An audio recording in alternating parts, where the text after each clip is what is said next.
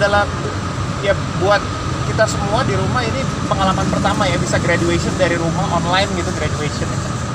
Cuman ya ya ini mungkin rezekinya set untuk akhirnya dia bisa mengalami ini seumur hidupnya gitu, masa pandemi ini, dan ya untuk kita semua sebetulnya.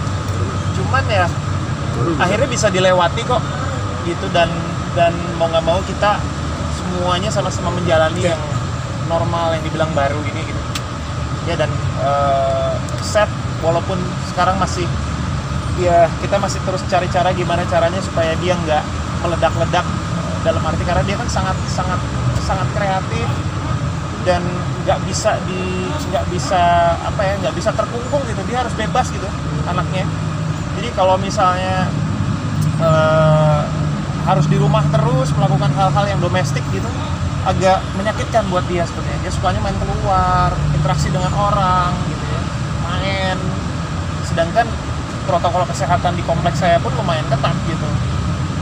Jadi ya untungnya saya dengan Rima sih kita sama-sama terus cari format ya, karena kita nggak bisa netepin format yang pasti jadi sebuah istilahnya jadi sebuah standar gitu, karena setiap hari kan berubah terus kondisinya. Kondisi kita juga adaptasi juga, saya juga harus adaptasi dengan sesuatu yang biasanya saya lakukan, ada interaksi tiba-tiba harus tidak ada interaksi. Atau misalnya Rima yang biasanya ngajar olahraga benar-benar full interaksi, tiba-tiba harus melakukan ini secara online. Jadi memang PR-nya banyak gitu ya. Jadi ya sama-sama kita struggling lah gitu. Pola parenting Abang dan Mbak Rima sendiri yang dilakukan untuk saya dan anak-anak seperti apa? Kalau saya sama Rima sepakat bahwa kita akan terus membawa anak-anak kita untuk bisa tetap berjalan bersamaan dengan teknologi ya, berjalan dengan kondisi-kondisi yang paling faktual sekarang gitu. Tapi tetap kita harus punya standar, karena buat saya menempatkan diri itu penting ya, dan menempatkan diri itu memang kita harus punya disiplin-disiplin tertentu gitu. Dan saya sama Rima, persamaan kami adalah kami sama-sama dididik keras dulu oleh orang tua zaman dulu, yang tidak segan-segan merotan kami gitu kalau kami melakukan kesalahan gitu ya. Tentunya kita juga melakukan banyak hal yang mungkin tegas gitu, tapi tidak seperti apa yang dilakukan oleh orang tua kami.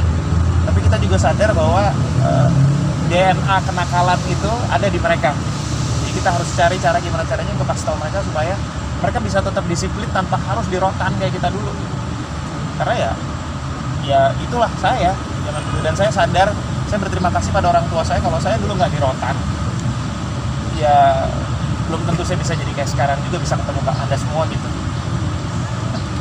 Itu seperti itu kan turun-temurun yang harus wajib ke anak-anak yang dari papa mama yang kalau sekarang sih orang tua saya terus terang sangat ini ya, sangat ringan, sangat longgar sekali ke cucu-cucunya gitu ya.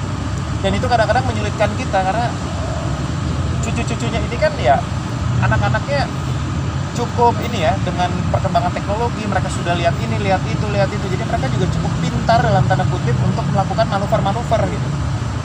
Nah ini kalau tidak kitanya nggak pintar, kita akan rusak di bawahnya gitu, karena kakek neneknya pasti akan mengikuti apa kemauan mereka gitu, dan kita pasti kalah.